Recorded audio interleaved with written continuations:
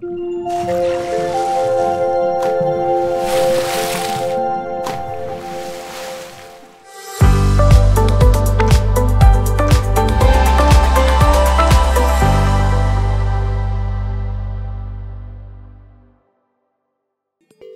bienvenidos a mi canal de YouTube, donde encontrarás temas relacionados con la salud emocional para darle sentido a tu vida, desde la mirada de la nueva medicina germana. Si quieres transformar tu vida, si quieres expandir tu conciencia y vivir en coherencia, suscríbete a este canal y recibirás información continua para que juntos podamos seguir creciendo y mejorar este mundo.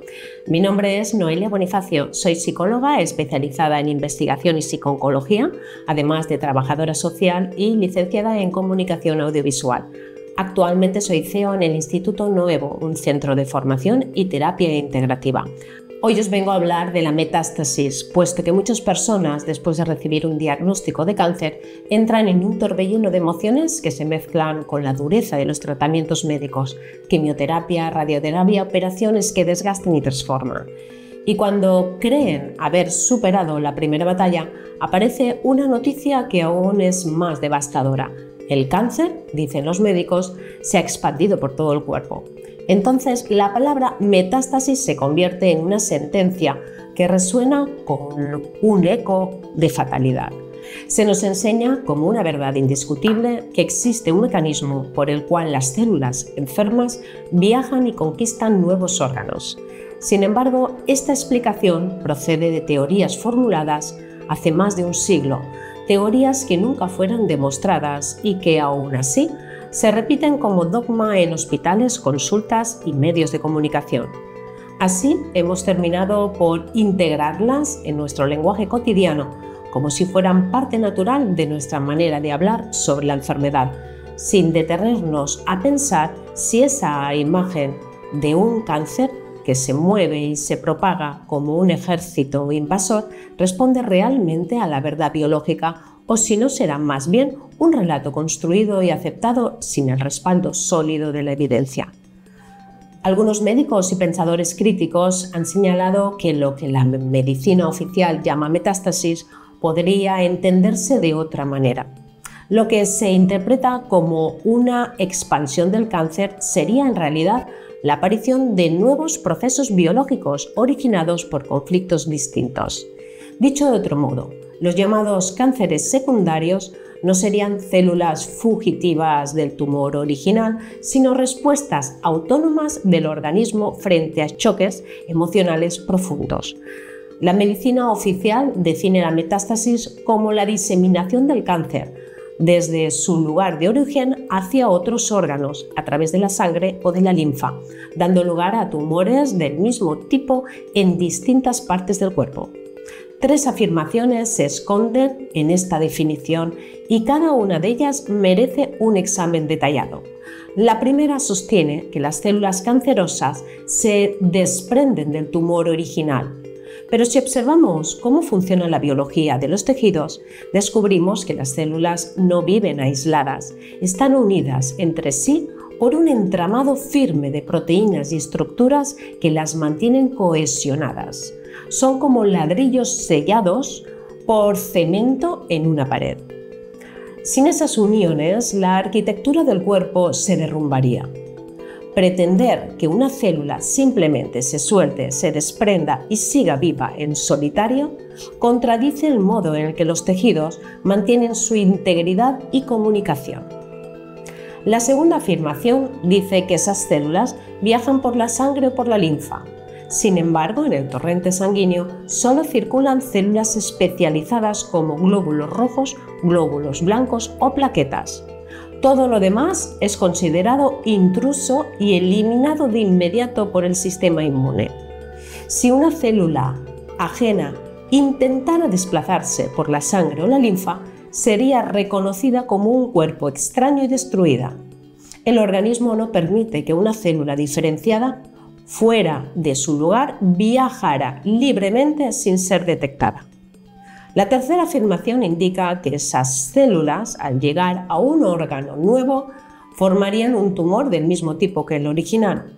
Pero aquí surge otra contradicción. Una célula diferenciada como lo es una célula de mama o de colon, no puede transformarse en una célula hepática o pulmonar. El proceso de diferenciación celular es irreversible. Una vez que una célula ha adaptado su función, queda marcada para siempre como esa identidad. Sería como pedir a un árbol de manzanas que de repente diera peras. La naturaleza no funciona así. Al mirar con detalle estos tres postulados, el castillo de la teoría oficial empieza a tambalearse. La idea de células viajando y colonizando nuevos órganos no se sostiene con lo que hoy conocemos sobre biología y fisiología humana. Imaginemos por un instante lo que implica aceptar la teoría de la metástasis tal y como se nos presenta. Se nos pide creer que una célula diferenciada puede abandonar su hogar, recorrer un río lleno de defensas y milagrosamente instalarse en una tierra extraña para levantar allí una réplica exacta de su lugar de origen. Es como pensar que un pez de agua dulce podría abandonar su lago, cruzar océanos salados y llegar a la orilla de un desierto, comenzar a nadar como si nada hubiera cambiado. Las células, como las personas, necesitan de su comunidad. No existen aisladas, sino que viven enlazadas a otras por señales químicas, contactos físicos y funciones compartidas. Separarlas de ese entramado sería como arrancar una palabra de un libro y pretender que conserve todo su sentido sin las demás. Si hablamos de la sangre y la linfa, tampoco resulta lógico imaginar células cancerosas viajando libremente. Sería equivalente a pensar que un extraño puede recorrer una ciudad fortificada sin ser detenido, sin ser interrogado, sin que nadie note su presencia. El sistema inmunitario es precisamente ese guardián vigilante que patrulla cada calle y cada frontera de nuestro cuerpo. En cuanto a la idea de una célula especializada puede transformarse en otra completamente distinta, basta con recordar que la naturaleza no da marcha atrás en este proceso. Una mariposa no puede ser oruga, un adulto no regresa a la infancia, un fruto maduro no se convierte nuevamente en una flor. Del mismo modo, una célula que ya se ha definido en su función no puede renunciar a su identidad para convertirse en otra cosa. Estas comparaciones nos ayudan a comprender que lo que se presenta como un hecho incuestionable no es más que una construcción narrativa. Un relato con apariencia de ciencia que bajo la luz de la lógica y la biología básica se deshace como arena en las manos. Al recorrer con calma los argumentos oficiales y confrontarlos con los que hoy sabemos sobre la biología y fisiología, queda claro que la teoría de la metástasis se sostiene más en la repetición de un dogma que en una evidencia. Hemos aceptado como verdad absoluta una idea que, al ser examinada, muestra grietas profundas y contradicciones insalvables. El cáncer, lejos de ser un ejército invasor que avanza por el cuerpo con voluntad de conquistar, parece responder a programas biológicos que se activan en situaciones extremas de conflictos emocionales y vitales.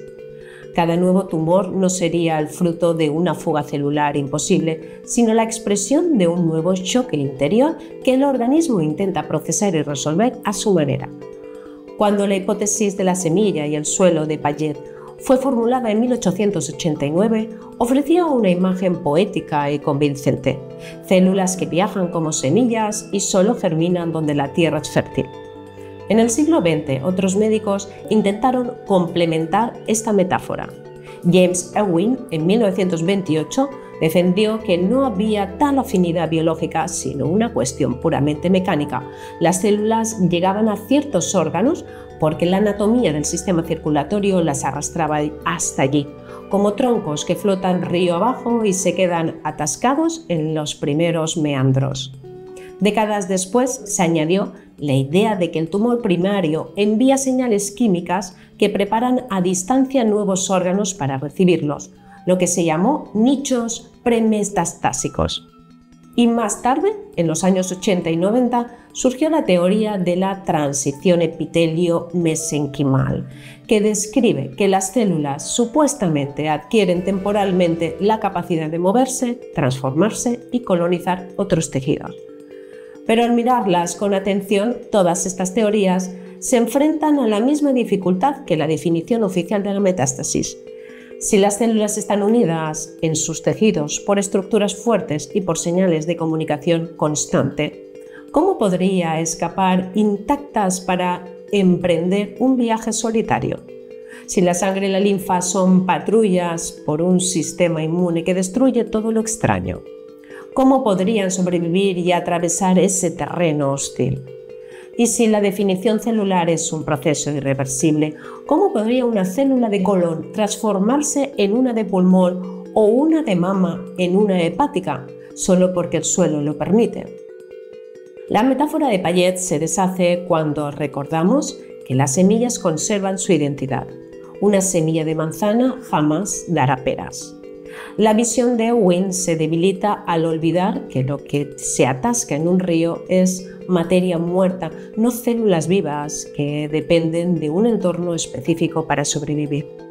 La teoría de los nichos premetastásicos se diluye al asumir que el cuerpo trabaja en contra de sí mismo, abonando un terreno para su propia destrucción. Y la transición epitelio-mesenquimal se convierte en un recurso explicativo que más parece un ajuste narrativo que una observación demostrada. Así, lo que a lo largo del siglo XX se presentó como refinamiento de la teoría de la metástasis no logra superar las contradicciones biológicas que ya se desarrollaron en su origen. Son capas añadidas a un edificio que desde sus cimientos muestra grietas profundas. La medicina alopática describe patrones bien conocidos de metástasis. Explica que el cáncer de mama se disemina hacia huesos, pulmones, hígado o cerebro, que el cáncer de pulmón viaja al cerebro, los huesos o las glándulas suprarrenales, que los tumores de colon se fijan en el hígado y los pulmones, que la próstata afecta sobre todo al esqueleto, que el páncreas se expande hacia hígado y peritoneo, que el melanoma tiende a colonizar cerebro, hígado, pulmones y huesos.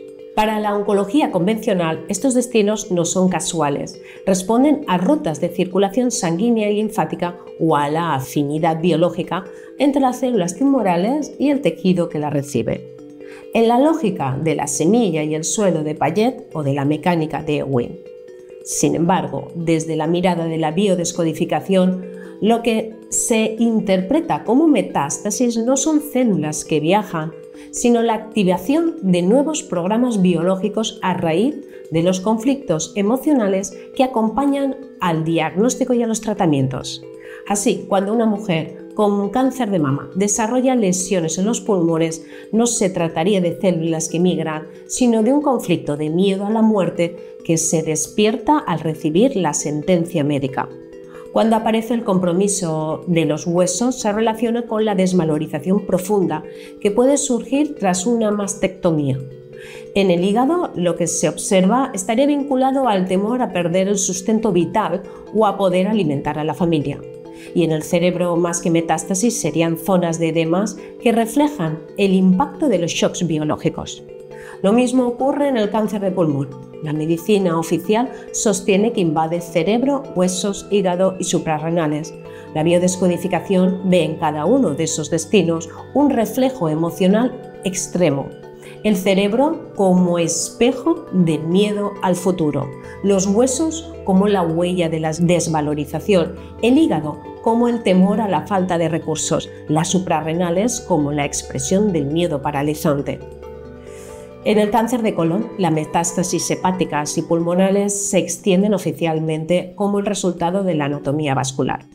Pero desde la biología emocional se interpreta que el hígado expresa el miedo a la carencia y el pulmón la angustia de muerte que surge tras el diagnóstico. El cáncer de próstata, que la medicina convencional vincula a metástasis óseas, en biodescodificación se lee como la consecuencia de un conflicto de desvalorización masculina, acentuado por la pérdida de la virilidad y la humillación. Lo mismo se observa en el páncreas y en el melanoma. Allí donde la oncología describe un mapa de órganos vulnerables, la biodescodificación propone un mapa de emociones no resueltas: miedo, desvalorización, pérdida, sensación de suciedad o de ataque. Cada supuesto tumor secundario sería, en esta perspectiva, una nueva respuesta del organismo ante el peso de los choques vitales. De este modo, el mismo fenómeno se narra con dos lenguajes distintos. Uno habla de semillas que viajan y de suelos fértiles para germinar, el otro de emociones que desgarran y programas biológicos que se activan como un intento desesperado de adaptación. Dos visiones que se miran de frente y que al compararse invitan a preguntarnos si lo que hemos llamado metástasis no será más bien una metáfora construida, repetida durante décadas, sin atender el trasfondo humano y biológico que cada persona vive en su cuerpo.